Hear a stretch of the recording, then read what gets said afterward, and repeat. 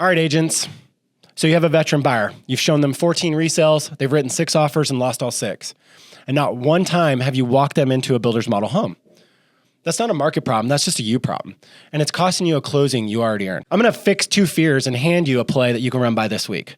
Fear number 1, builders won't pay me and VA buyers can't pay me either. Let's take that apart, because it used to be a legitimate fear and it really isn't anymore. For decades, the VA flatly prohibited a veteran from paying their own buyer's agent. Sellers had to cover it. Then the NAR settlement landed in 2024. Listing agents stopped publishing blanket commission offers. And for about 10 minutes, VA buyers were the only buyers in America who couldn't solve that problem. The VA moved. As of August 10th, 2024, veterans active duty and surviving spouses can pay reasonable and customary buyer broker compensation.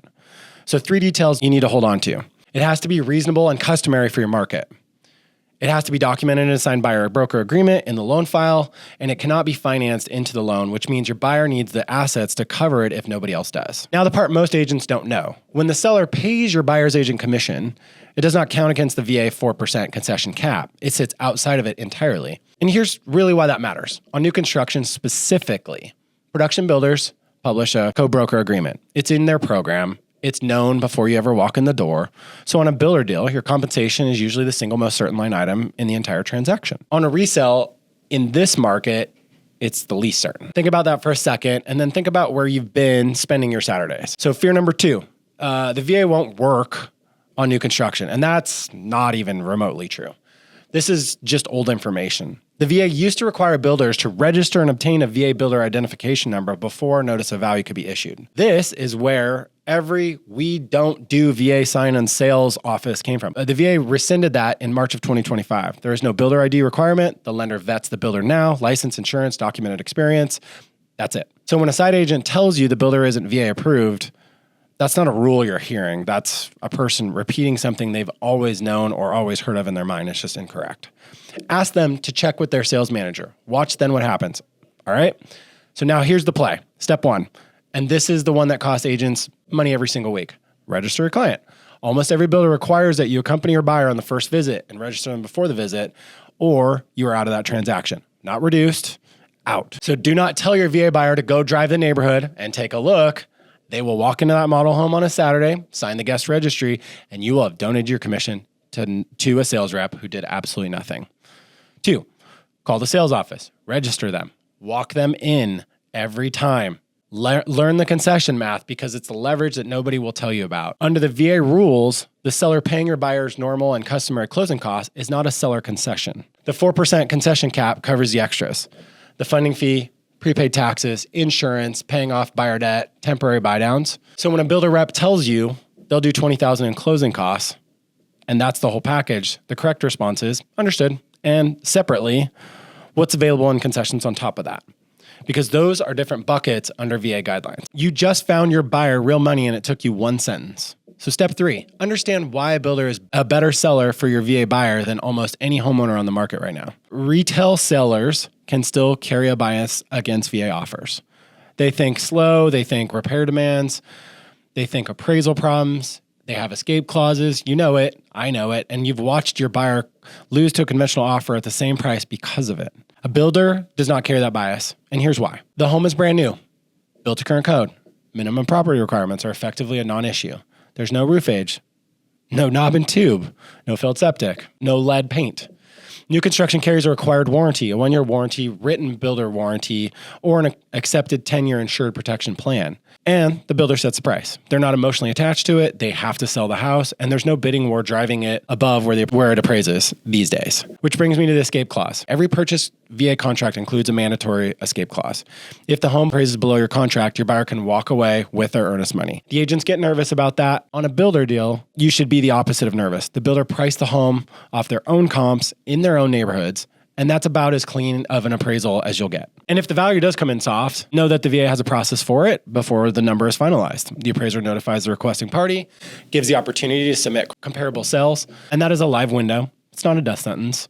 Your lender should be telling you it's open. If your lender tells you about it after the fact, that's really the wrong lender for you. Step 4, know which house to put them into, because this is where you actually earn your fee. Builders carry 2 kinds of inventory: to be built homes, where your buyer picks a lot and a plan, walls 8 months out, and Bob's your uncle, and then there's standing inventory, spec homes, quick move-ins. These two do not really carry the same incentive money, and it's not even really close. A finished spec home is the builder is already paid to build, sitting on a construction loan, accruing interest, showing up as an unsold inventory on a report that somebody has to explain. It's a line item that really hurts.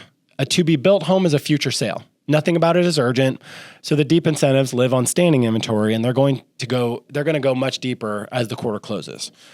That's really not a secret if you just kind of open your eyes. It's just the secret that most agents have never asked.